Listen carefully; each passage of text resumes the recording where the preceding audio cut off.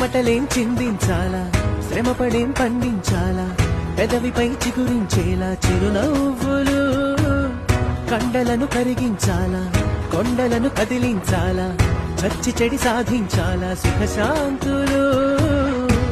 మనుషులని పెంచే రుజువు, మమతలను పెంచే ఋతువు, మనసులను తెరిచే హితవు.